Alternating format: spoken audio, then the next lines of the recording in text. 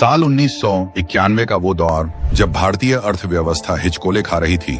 ठीक उसी समय देश में पीवी नरसिम्हा राव की सरकार इकोनॉमिक रिफॉर्म्स लेकर आई और यह वही वक्त था जब देश की बड़ी उद्योग कंपनी टाटा समूह की बागडोर रतन नवल टाटा ने संभाली थी। 28 दिसंबर 1937 को बंबई में जन्मे रतन नवल टाटा ने अपनी जन्मभूमि में ही 9 अक्टूबर 2024 को अंतिम सांस ली।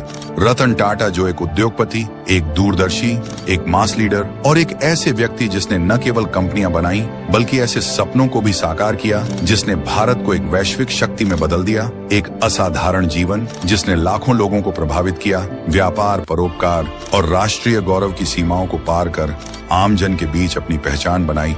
चलिए जानते हैं रतन नवल टाटा के जीवन से जुड़े कुछ अनसुने किस्सों को।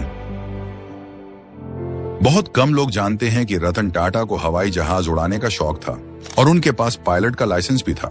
वे पहले भारतीय उद्योगपति थे जिन्होंने F-16 फाइटर जेट उड़ाया है।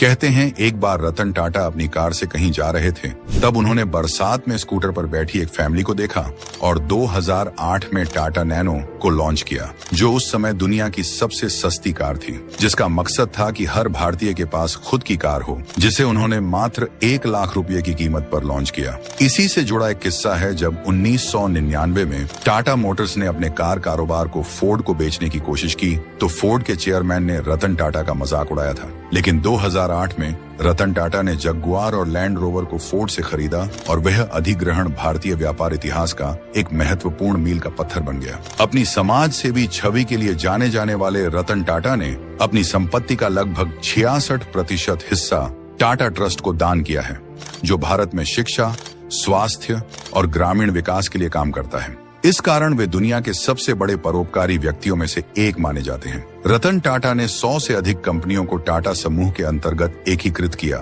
जिसमें Tata Motors, Tata steel, Tata consultancy services, Tata T और टाटा पावर जैसी बड़ी कंपनियां शामिल हैं। यही नहीं, उन्होंने कई बड़ी विदेशी कंपनियों जैसे जगुआर लैंड रोवर और टेटली का अधिग्रहण भी किया।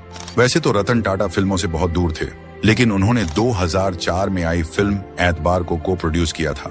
उनका योगदान केवल औद्योगिक क्षेत्र में ही नहीं बल्कि कला और सिनेमा में भी है। रतन टाटा का पशु प्रेम भी दुनिया से छिपा नहीं है। बताते हैं कि उनके कार्यालय और घर में कई आवारा कुत्ते रहते हैं जिनकी देखभाल वे खुद करते थे।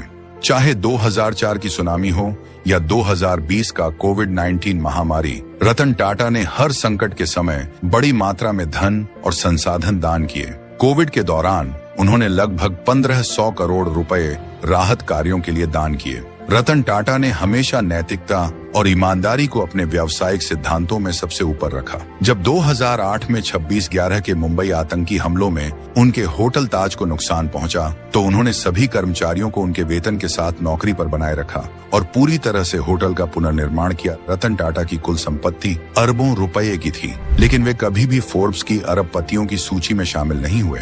इसका कारण यह है कि उनकी अधिकांश संपत्ति टाटा ट्रस्ट के अधीन है, जो परोपकारी कार्यों के लिए समर्पित है।